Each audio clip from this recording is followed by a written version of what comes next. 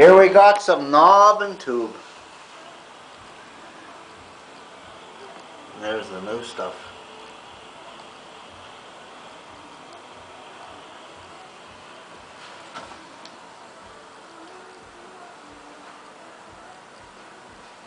We're doing each room and then we're just capping it off, and then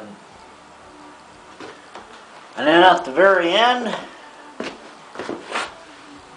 we disconnected it all. We got some BX and we got some white wire too.